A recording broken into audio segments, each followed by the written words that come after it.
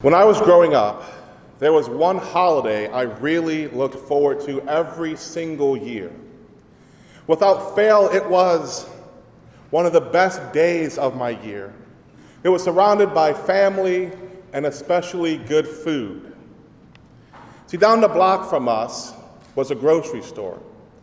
And in that grocery store, they sold chicken wings. And I love chicken wings. And they sold them by the bucket.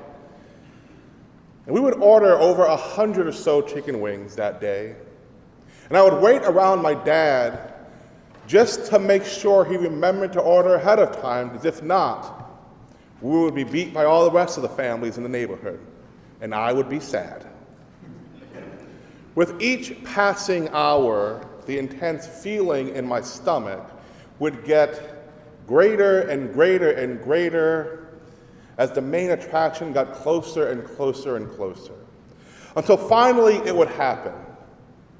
The two teams would meet at midfield, shake hands, and the referee would start off the festivities with a coin toss, and the Super Bowl would be underway. That was my holiday. This was the best day for me because I got to enjoy something while sitting next to my dad.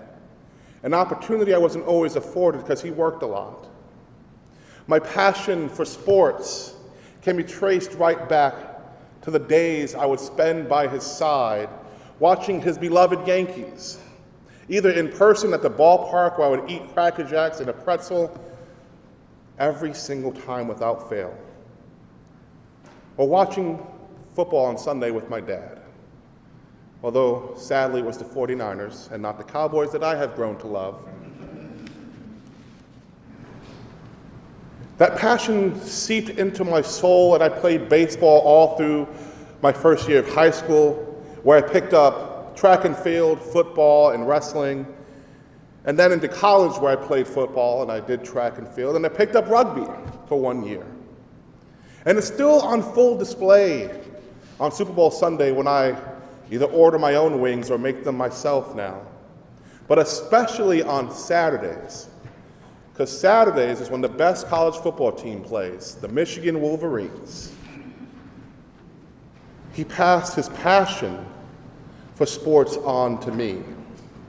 See, one way or another, there are things that a parent or a mentor passes along, either intentional or unintentional, to their child or understudy, in hopes that whatever gets passed along is something that is beneficial to them, something that helps them become the best version of themselves possible.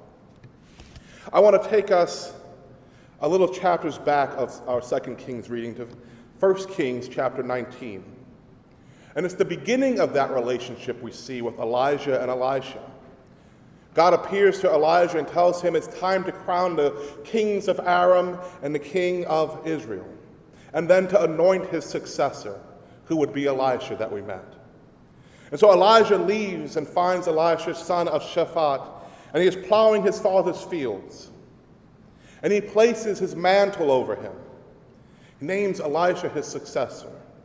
And this marks the beginning of the relationship that we see culminate in Elijah's ascension. The beginning of a relationship where Elijah is preparing Elisha for his role as a prophet, just as a parent prepares their child for their role in society and adulthood. During their time together, Elisha would have heard many stories from Elijah. He would tell Elisha about how when he asked God to kill him, God instead provided for him, told him to flee. And when he fled, he was fed by ravens by day and by night. How when he proclaimed a drought over the land, there was no rainfall and the waters ran dry. How when a widow showed up to feed him during this drought, the Lord provided a meal not just for him and them, but for the entirety of it. And in the midst of it, when her son dies, how the Lord used him to bring him back to life. He would have told Elisha about the time he had battled with the prophets of Baal and won. He would have told him about how time after time after time, God would use him to proclaim a word of the Lord to the leaders of Israel, taking him to places he would have never thought possible, into the company of people he would have never thought possible, trying to pass on knowledge, wisdom, and faithfulness toward God. But not only stories would he hear. In the 3 chapters or 4 chapters between where he meets Elisha and the ascension, he would have experiences with him. Elijah sitting on top of a hill, 50 men coming to take him into custody. And what happens? Fire comes down and claims the lives of those who would come to take his. The Lord provides a way. In all, Elisha would hear stories and witness a God who remained faithful to his servant no matter what was thrown his way. That no matter what God asked for Elisha, God would provide, freeing the prophet to live into his calling. He would also witness someone who had a heart for God, someone who without a doubt was indwelled with the Spirit of God. And so when he is with Elijah before he ascends to heaven, and Elijah asks Elisha, "What can I do for you?" He says, "I want a double portion of your Spirit." A double portion of your Spirit. See, Elijah did not just pass down knowledge and stories to Elisha. What he passed down was more important. He passed down a desire to serve God, a desire to follow in the prophet's footsteps. Elijah is considered to be the greatest prophet in the Old Testament. Elijah, the man whom with Moses appears at the Transfiguration. Elijah, one of 2 people not named Jesus to ascend into heaven with Enoch. Elisha could have asked for anything, and he chose a double portion of that Spirit because he's going to need it. It's not easy being the prophet for Israel. We see it. They never really behave and listen and follow through. He needed that Spirit to be who God called him to be. And why passing on that Spirit and desire is so important can be seen in our gospel reading.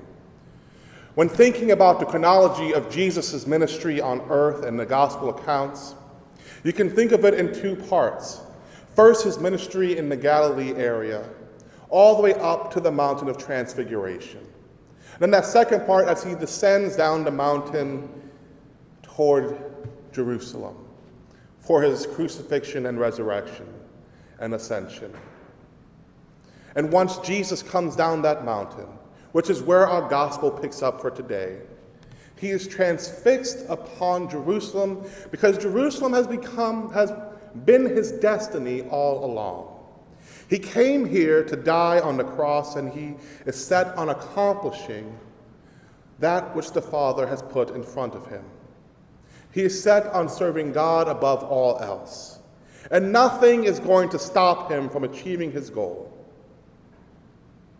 A spirit to serve God is one of the best things we can have. And it's one of the best things we can try to pass on to those that come after us. We pass on our passions. We pass on our characteristics. We pass on who we are, not just to our kids, not just to our grandkids, but to our family members, to our students that we encounter, to our co-workers, really to everyone who is within our sphere of influence. We can pass along our positive traits. Therefore, I want to ask us the question: